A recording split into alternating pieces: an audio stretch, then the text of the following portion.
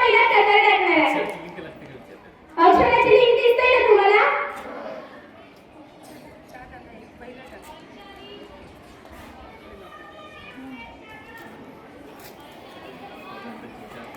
माझ्या प्रोजेक्टचं नाव आहे जादू विचार व पोषण आणि आहार. तर आपण बघूया की पहिला प्रकार जीवनसत्वे व क्षार. रोग प्रतिकार व जीवनक्रियांसाठी आवश्यक असलेली प्रथिने, खनिजे व जीवनसत्वे यांची आपल्याला अल्प प्रमाणात गरज असते, परंतु त्यांच्या कमतरतेमुळे आरोग्यावर गंभीर परिणाम होऊ शकतो. त्याविषयी अधिक माहिती घेऊया. शरीराला अनेक असेंद्रिय पदार्थांची गरज असते, त्यांना खनिजे असे म्हणतात. तर खनिजामध्ये असतं काय? तर खनिजामध्ये असतं लोह. शरीराच्या सर्व भागापर्यंत ऑक्सिजनचे वहन करतात. त्यासाठी आपल्याला मांस, सफरचंद, मनुका असे पदार्थ सगळे खाल्ले पाहिजे. याच्यात तुम्हाला सगळं दिसतंय ना? मग तुम्ही हे सगळे पदार्थ खात असतील ना? हा, मग हे सगळे पदार्थ आपल्याला खाल्ले पाहिजे, कारण हे सगळे पदार्थ आपल्या शरीरासाठी तंदुरुस्त व चांगले असतात. या पदार्थांमुळे आपल्या शरीराला कोणताही रोग किंवा आजार होऊ शकत नाही. पुढे आपण बघूया कॅल्शियम व फॉस्फरस. दात हाडे मजबूत करण्यासाठी आपल्याला कॅल्शियमची गरज असते. तर कॅल्शियम आणायचं कुठून? तर कॅल्शियम दूध व दुग्धजन्य पदार्थ, तसेच हिरव्या पालेभाज्या, मांस, अंडी अशा पदार्थांपासून आपल्याला खाल्ले पाहिजे. आता आपण बघूया पुढे प्रकार दुसरा.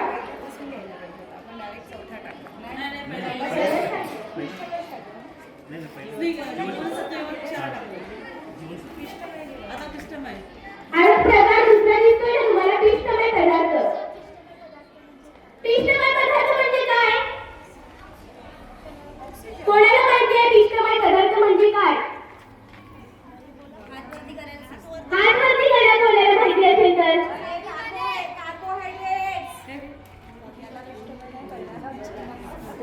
पिष्टमय पदार्थ म्हणजे आपल्या आहारात भात, पोळ्या, भाकरी अशा अनेक अन्न पदार्थांचा प्रामुख्याने समावेश असतो. म्हणून जास्त प्रमाणात कर्बोदके देणारी तृणधान्ये आपल्या अन्नातील प्रमुख घटक आहेत. जसे की सातू, मका, गहू, तांदूळ, नाचणी, राळा, बाजरी, ज्वारी असे पदार्थ आपल्याला खाल्ले पाहिजे. आता आपण बघूया की प्रकार तिसरा.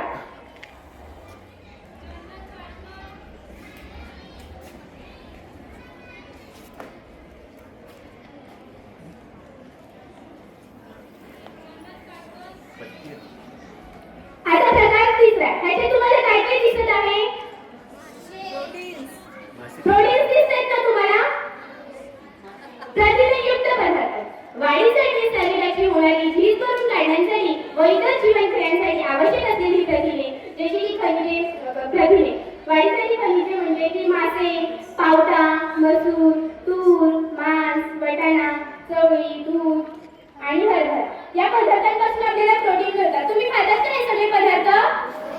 नक्की ना? आता आपण बघूया की प्रकार चौथा.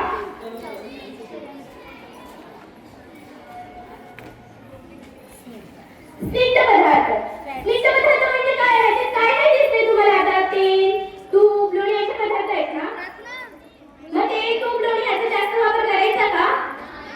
काय होईल जास्त वापर केल्याने?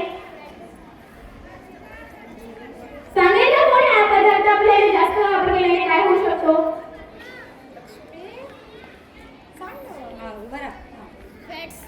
Very good.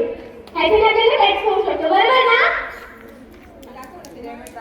आता पिरामिडमध्ये तुम्हाला दिसते ना, खाद्य पदार्थ दिसतात. तांदूळ, ज्वारी, कणिक, नाचणी, तृणधान्य, मका, चपाती, पाव. पाव आपल्याला गव्हाच्या पिठाचा खाल्ला पाहिजे. जर आपण मैद्याचा पाव खाल्ला तर आपल्याला शरीरात पचन होत नाही, म्हणून आपल्याला गव्हाचा पाव खाल्ला पाहिजे.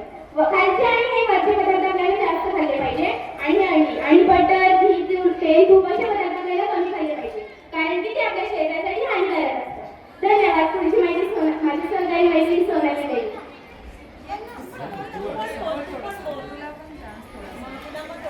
नमस्कार, मी सोनाली सोनाली.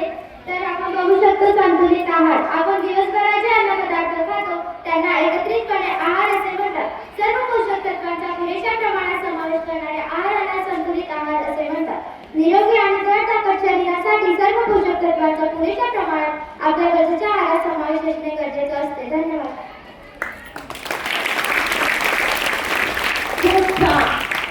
सगळ्यांना आता ही माहिती कळली ना संतुलित आहार आणि सगळे पदार्थ समजलं ना कशा पद्धतीने घ्यायचे.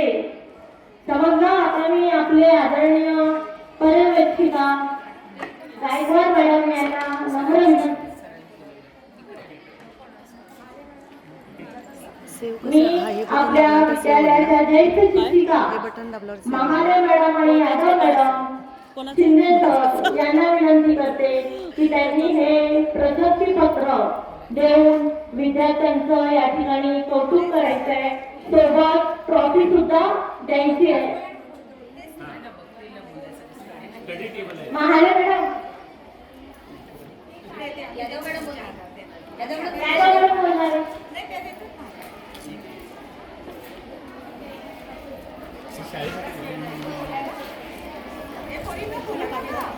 बघा हे स्टडी टेबल आहे.